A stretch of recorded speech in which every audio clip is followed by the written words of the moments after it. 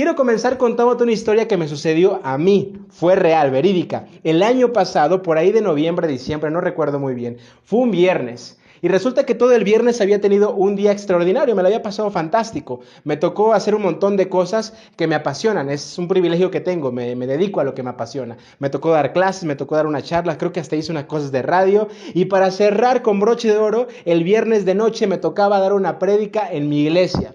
Y recuerdo que eso que desde las 5 o 6 de la tarde yo terminé todo del trabajo, ya se estaba ocultando el sol, salí de la universidad donde doy clases, ahí en el TEC, y de pronto subo al coche, cierro la computadora, la meto a la mochila, digo no voy a hacer nada este fin de semana, me voy a relajar.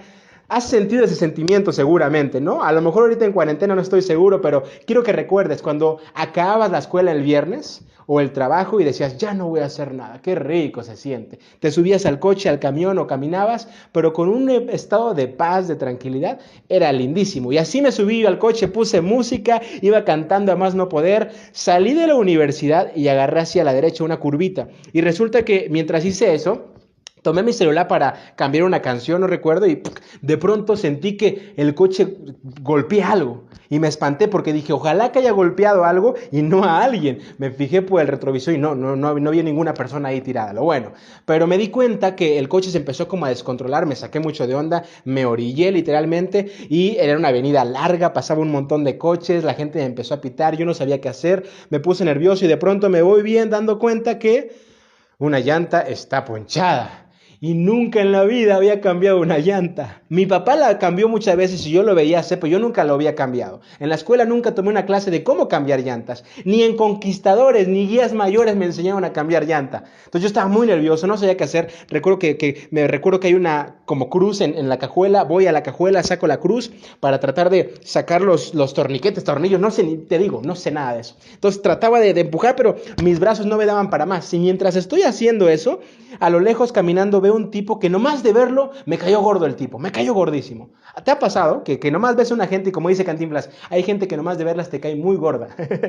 A mí me ha pasado, vamos a ser honestos. Yo soy cristiano, me encanta leer la Biblia, sueño con ser pastor, pero a pesar de eso hay gente que nomás de verla me cae gorda, imagínate. Le va al Cruz Azul de seguro me pongo a pensar. Entonces venía el tipo caminando, como que me cayó gordo, pero bueno, yo seguía en mi lucha con la cruz de poder empujar, de poder hacer algo al respecto, no se podía, y de pronto llega el tipo, se para a mi derecha y me dice, se te ponchó la llanta, imagínate, se me hirvió la sangre a mí, claro que se me ponchó la llanta, no estás dándote cuenta, pero no le respondí eso, le dije, sí, se me ponchó la llanta, y me dice él, ¿quieres que te ayude? Y ahí mi orgullo con mi necesidad de ayuda, pues hicieron una balanza y dejé el orgullo y le dije, sí, por favor, porque el tipo estaba fuerte. Entonces, inmediatamente agarró la cruz, ¡paz! Empezó a hacerlo, de verdad, increíble, cambió la llanta, yo nomás estaba así con ojos de chinito, no podía creer lo que estaba haciendo. ¡Wow! Decía, el tipo sabe.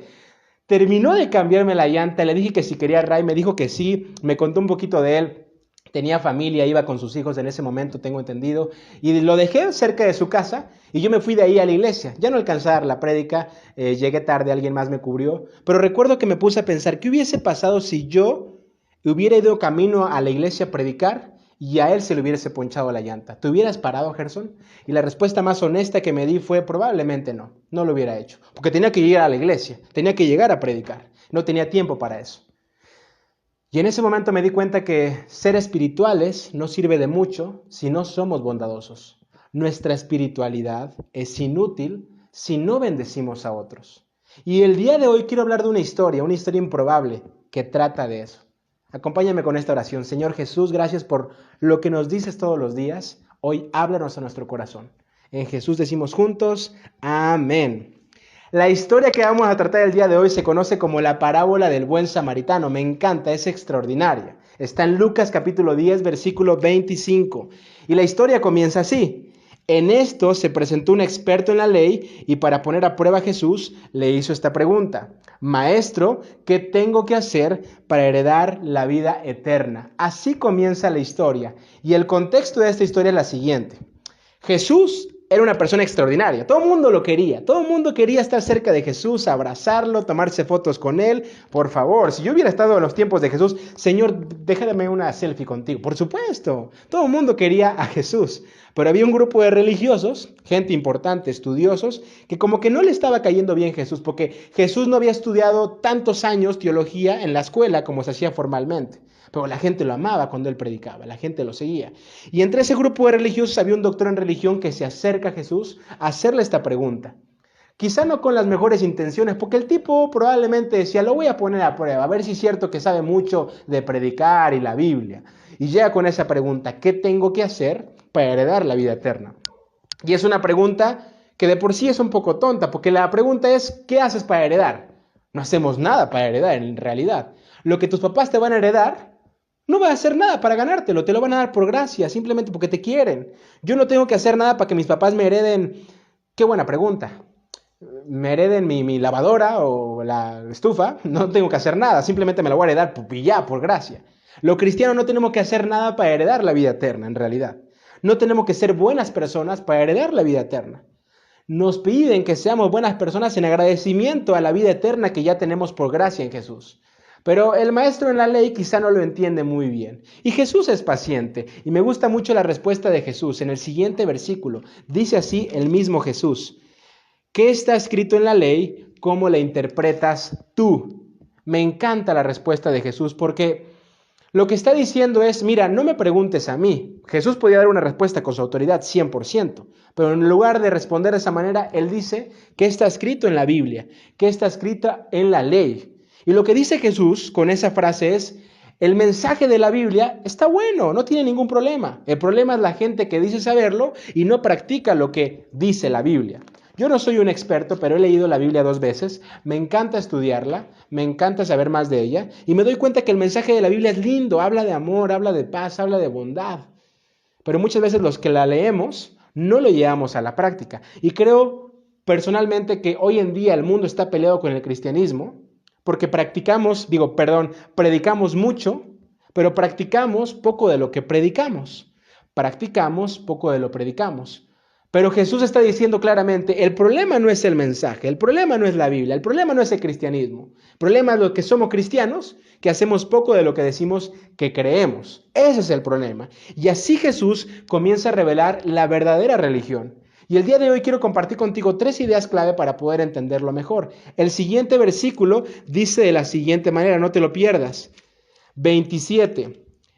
Como respuesta, el doctor en la ley, o en la Biblia, o en religión, citó, ama al Señor tu Dios con todo tu corazón, con todo tu ser, con todas tus fuerzas y con toda tu mente, y ama a tu prójimo como a ti mismo. Y la idea número 1 que Jesús está diciendo con esta pregunta es, el cristianismo, la religión, es sencilla. Simplemente se trata de amar y ya está. Amar a Dios como el fundamento de todo. Yo creo personalmente que no podemos amar a algo o a alguien si no amamos a Dios en primer lugar. Es el fundamento. Y después dice, ama a tu prójimo como a ti mismo. Y la última frase tiene mucho que decir, porque a veces queremos amar a la gente sin amarnos a nosotros mismos. Y se vuelve complicado, se vuelve difícil. Se vuelve difícil estar en paz con otras personas cuando no puedo estar en paz conmigo. En los últimos meses me he dado cuenta que no me he amado mucho, no he cuidado bien mi cuerpo, no he cuidado bien mi salud mental. Y no podemos llevarnos bien con otra gente si no nos llevamos bien con nosotros mismos. A veces somos muy duros con nosotros por nuestros errores y nos juzgamos y pensamos que no vamos a hacer las cosas. Pero, sé un poco más amable contigo mismo. Eres un humano. Te vas a seguir equivocando. Pero a pesar de tus errores, a pesar de mis errores, yo soy un tipo lleno de incongruencias, errores, hipocresía. Pero a pesar de eso, Dios me ama como soy y me insta a amarme para poder amar a otros. Y entonces sí, cuando yo me amo a mí, puedo empezar a amar a mi prójimo. Y así llegamos a lo medular, a lo más importante del día de hoy en esta plática. Amar al prójimo. Pregunta para ti. ¿Qué estás haciendo para amar, para ayudar a otros? Porque de pronto el cristianismo se ha hecho una lista de cosas que hacer. Tienes que hacer esto y no hacer esto y no hacer esto, y subraya bien tu Biblia y bla, bla. Y hacemos una lista interminable de ritos, rituales, normas que nunca terminan y nos cansan. Ha habido noches donde yo ya no quiero leer la Biblia más y prefiero ver una serie porque estoy cansado, donde no quiero ni siquiera orar porque ya me cansé, prefiero ver una película. y quiero servir a Dios, pero me canso. Porque nos hemos equivocado en entender de qué se trata el cristianismo. El cristianismo sencillamente se trata de amar, ayudar y bendecir a otros. Lo voy a repetir porque esto es importantísimo, lo voy a repetir. El cristianismo no se trata de rituales, ritos, normas sin sentido, reglas, no. El cristianismo verdadero, según lo que estamos entendiendo, se trata de amar, ayudar y bendecir a otros. Y la respuesta de Jesús ante el conocimiento del doctor en la ley es seca. Versículo 28. Bien contestado, le dijo Jesús, haz eso y vivirás. El tipo, el doctor en religión, probablemente se sentía orgulloso de todo lo que sabía, le dio la respuesta correcta. Pero Jesús no se impresionó, no le dijo, wow, ¿qué tanto sabes? Qué bueno, no, le dijo, está bueno, qué bueno que lo sabes, ahora hazlo. Porque Jesús le da igual lo que sepamos, le importa lo que hagamos. No importa cuánto conocimiento religioso tengas, si no lo conviertes en amor práctico, no sirve de nada. Lo voy a repetir. Cualquier conocimiento religioso es inútil si no se convierte en amor práctico. Amor es una palabra complicada, ¿te das cuenta? Porque podemos amar un montón de cosas. Amamos los jeans, amamos los tacos, yo amo a la América, amén. Tú puedes amar a tus padres y amamos a Dios, como que todo está en el mismo nivel. En realidad estamos confundidos con la palabra amor probablemente. Y amor, creo yo, no se trata de un sentimiento de sentir mariposas en el estómago. No. Yo creo que amor es una decisión. Decido amar a esta persona. Y yo puedo decidir amar y tratar bien a todas las personas por el amor que siento por Dios. Por eso la religión verdadera se trata de amor. Puedo amar a las personas que no me caen bien, a los que me caen gordos, a los que no son como yo, a los que piensan distinto a mí. Puedo amarlos, inclusive a los que no me aman a mí. Yo puedo amarlos. El amor es un sentimiento que la Biblia lo describe de la siguiente forma. Es paciente, es bondadoso, no es envidioso, ni jactancioso, ni orgulloso, no se comporta con rudeza, no es egoísta, no se enoja fácilmente, no guarda rencor. ¡Wow! ¿Tienes rencor por alguna persona? Yo también, no te preocupes. El amor no se deleita en la maldad, sino que se regocija con la verdad. Bueno, sí, preocúpate, porque está mal que tengamos rencor por alguien más. Todo lo disculpa, todo lo cree, todo lo espera, todo lo soporta, según Primera de Corintios. Eso es el amor. ¡Wow! Nos pusieron la vara alta, Gerson, por supuesto. Tristemente el cristianismo, en lugar de mostrarse con amor, a veces se muestra con juicios. Y por eso la gente está peleada con el cristianismo. Y cuando tratamos de ayudar a la gente, a veces lo queremos hacer para beneficiarnos. Queremos hacerlo para sentirnos mejores personas. Me recuerdo el meme, yo sé que esto no va a sonar muy espiritual, pero dame paciencia. Me recuerdo el meme de Bart Simpson con una como olla acá arriba en la cabeza y golpeando otras ollas diciendo, mírenme, cuán bueno soy. Y muchas veces los cristianos actuamos de esa manera. Yo actúo de esa manera. Mírenme, cuán bueno soy, cuánto leo la Biblia, cuánto ayuda a la gente. Pero la motivación no es la correcta. Pero en religión quería justificarse, así que le preguntó a Jesús, y dime Jesús, ¿quién es mi prójimo? Gran pregunta. La misma pregunta del doctor en religión puede ser la nuestra. Está bueno, Jesús, mi prójimo es el que cree como yo, el que adora como yo, el que viste como yo, el que actúa como yo. Pero no creo que Dios haya querido decir que mi prójimo es los que no piensan como nosotros. Los que son de esa iglesia extraña, con esa música rara, ellos no podrían ser nuestros prójimos. No pueden ser nuestros prójimos los que tienen esa doctrina incorrecta. Ellos no pueden ser nuestros prójimos. No, nuestros prójimos no pueden ser los que no creen en el mismo Dios que creemos. ¡Wow! No pueden ser los paganos. Porque esa es la mentalidad del doctor en religión. Ellos no pueden ser mi prójimo. No los extranjeros, no los paganos, no la gente que piensa distinto a mí. Y por eso Jesús de hecho no les caía bien, porque era distinto a ellos. Y terminamos dividiéndonos. El cristianismo nos hemos dividido tanto, burbujas de iglesias, de denominaciones, peleadas unos con otros. En la misma denominación, peleados iglesias con otras iglesias. Porque ponemos más atención en lo que nos divide. Y nos terminamos dividiendo hasta por si la quesadilla lleva queso o no lleva queso. Que por supuesto lleva queso, pero bueno, es otro tema. ¿A quién te costaría amar? Es la pregunta. ¿A quién te costaría amar? Pues a esa persona tienes que amarla. Porque repito, el amor no se trata de un sentimiento lindo, de mariposas en el estómago. Se trata de una decisión de amar y bendecir a otros, ayudar a otros. Eso es el amor según Jesús. Pero ¿cómo amar a alguien que me cuesta trabajo ver como prójimo, Gerson? Esa es la pregunta. Quizá decidiéndolo en primer lugar. orando por esa persona, no hablando mal de él. ¡Wow! Yo lucho con eso, hablar mal de la gente. Creo que es algo con lo que luchamos todos. No hablando mal de él, pensando bien de esa persona, bendiciéndolo si tiene necesidades. Son formas en las que podamos amar. Y eso no significa que me voy a hacerme mejor amigo de esa persona, no necesariamente. Pero sí puedo seguir amándolo y bendiciéndolo. En resumen, Jesús está diciendo que la verdadera religión se trata de amar, ayudar y bendecir. Solamente eso. Llegamos a lo medular, a lo más increíble, a la parábola. Versículo número 30. Jesús le responde, cuando le pregunta el líder en religión, el doctor en religión, ¿quién es mi prójimo? Jesús responde con una historia. Y me encanta Jesús que responda con una historia. Esto no simplemente era un simple método de storytelling para ser un buen orador, no, en lo absoluto. Lo que significa que estaba haciendo Jesús es, está bueno, doctor en religión, ¿quieres hablar de teología, de religión? Está bueno. Pero no vamos a hablar en cosas, teorías y no. Vamos a hablarlo en la vida real. Jesús pasa de hablar religión a hacer religión. En lugar de dar una respuesta teórica, la da en la vida práctica, con una historia, con una parábola. Que de hecho la teóloga llamada Ellen White, una gran teóloga, dice que esa no era una parábola, sino que había sido una historia que había pasado recién en las semanas anteriores y que los personajes de esa historia estaban presentes en ese lugar. Es una locura, ¿te imaginas? Jesús da respuesta con una historia. Y la historia es esta, no te la pierdas, me encanta. Bajaba un hombre de Jerusalén a Jericó y cayó en manos de unos ladrones. Le quitaron la ropa, lo golpearon y se fueron dejándolo medio muerto. Así empieza la historia. Un hombre que tiene una decisión de viajar y que por su decisión lo golpean, lo dejan medio desnudo. Yo me lo imagino ensangrentado, mal al tipo.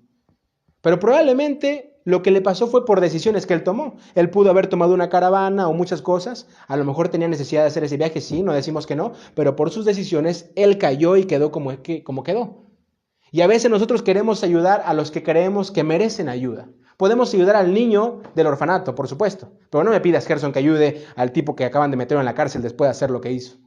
Claro, podemos ayudar al abuelito que está ahí solito en su casa. Pero no me pidas, Gerson, que ayudemos al político cínico después de lo que hizo. Y pensamos que debemos ayudar simplemente a quien se lo merece. Pero la verdad es que este hombre quizá no merecía ayuda, pero lo necesitaba aún así. Y continúa la historia, versículo 31, me encanta.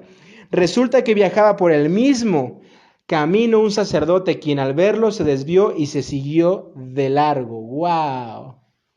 De quien se podía esperar más ayuda, un líder religioso, no se tuvo la ayuda. ¿Les suena familiar? De pronto no estamos seguros, quizá el líder religioso estaba confundido, quizá él estaba más preocupado por su ministerio, más preocupado por hacer buenas ceremonias, a lo mejor iba a la iglesia, como Gerson cuando tenía que llegar a predicar a la iglesia, y no podía ayudar al tipo con el problema de la llanta.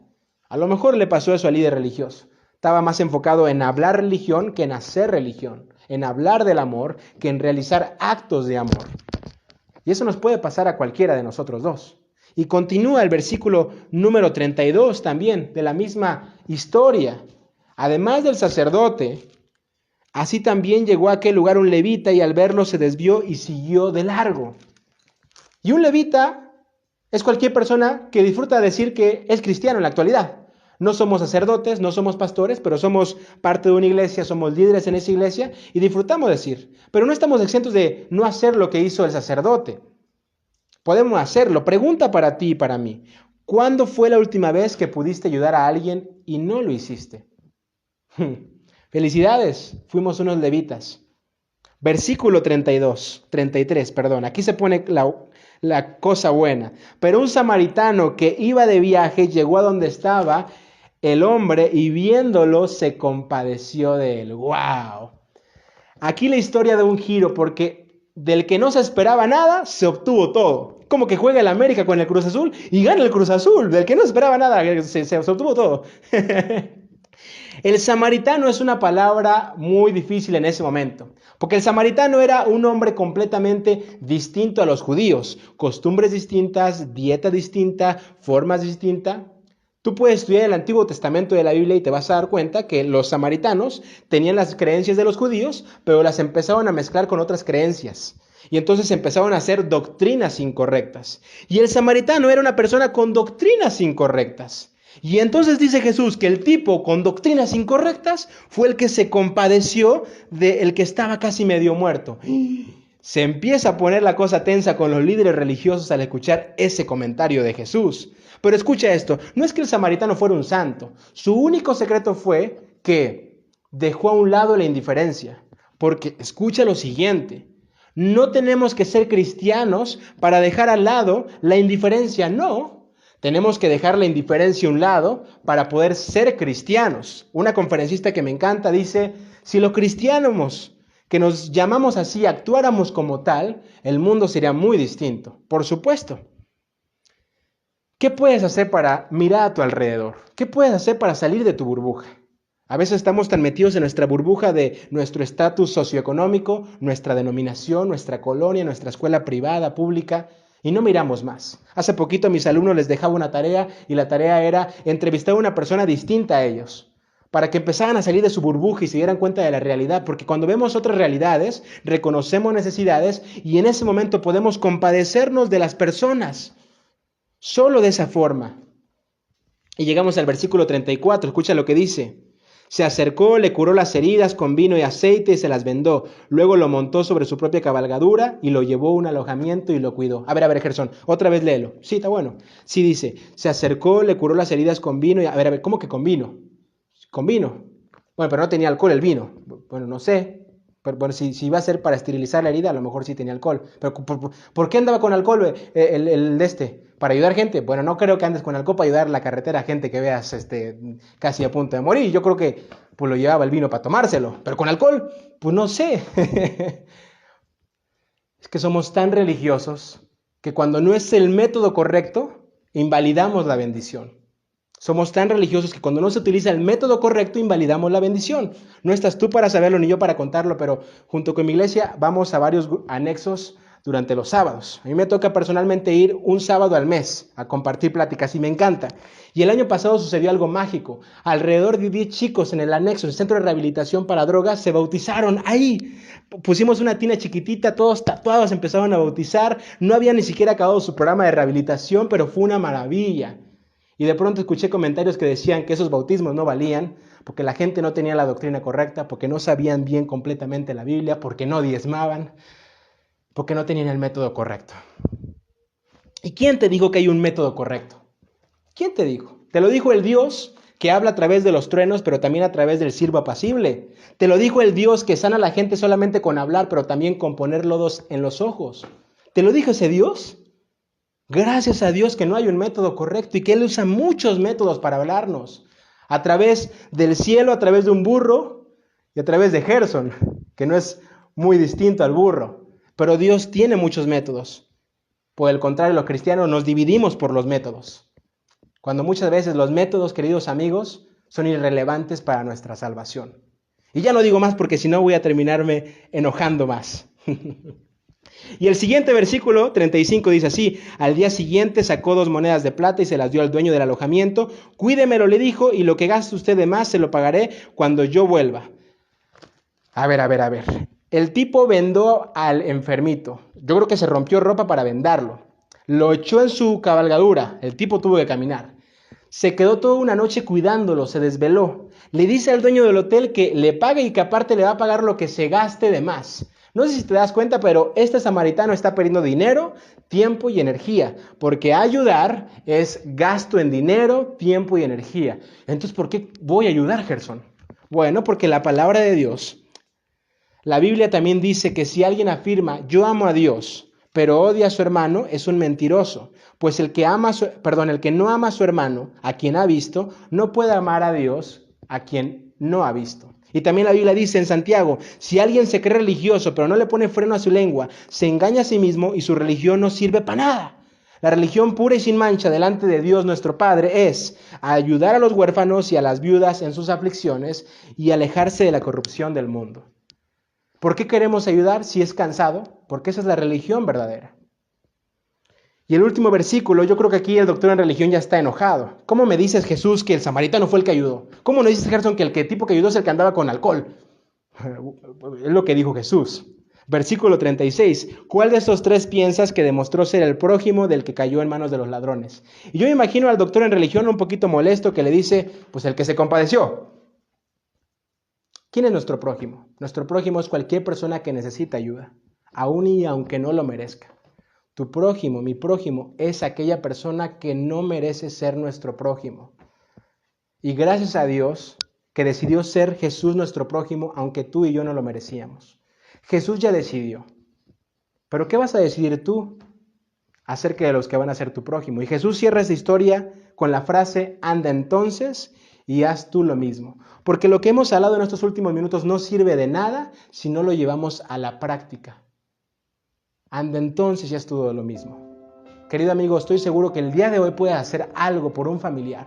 Estoy seguro que esta semana puedes hacer algo por un amigo, un conocido. Estoy seguro que este mes puedes hacer algo por alguien.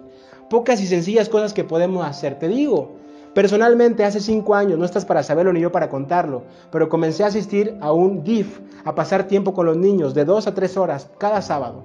Me ha cambiado la vida. No doy dinero, pero doy mi tiempo. Y como voluntario me ha cambiado la vida. Puedes hacer algo, estoy seguro de eso, te lo aseguro. Y puedes hacer más como iglesia y con amigos. Hace poquito una amiga de Monterrey me habló diciendo que en la ciudad de Querétaro había una amiga suya que estaba pasando por una gran necesidad. Yo no podía hacer un gran cambio, entonces le dije a mi iglesia que hiciéramos algo al respecto. Y al poquito tiempo pudimos reunir una despensa, medicinas y entregárselo a la persona. Y me di cuenta que podemos hacer mucho aún sin hacer mucho. Mi amiga no podía hacer mucho de Monterrey, pero sí pudo decirme a mí que hiciera algo. Yo no podía resolverle el conflicto a la persona, pero sí pude decirle a mi iglesia que le ayudáramos. Escucha esto, puedes hacer mucho de manera individual, pero puedes hacer mucho más junto con tu grupo de amigos, grupo de la iglesia, grupo de familia. Estoy seguro que puedes comenzar a hacer algo desde el día de hoy. Y si tu decisión es comenzar a hacer algo, te invito a hacer la siguiente oración. Señor Jesús, gracias porque nos hablaste hoy a nuestro corazón. Ayúdanos a vivir la religión verdadera, a amar a la gente, a ayudar a otros y a ser de bendición. Ayúdanos a dejar de enfocarnos tanto en nosotros y especialmente en esta cuarentena, enfocarnos en ayudar a otros. En Cristo Jesús decimos juntos, amén.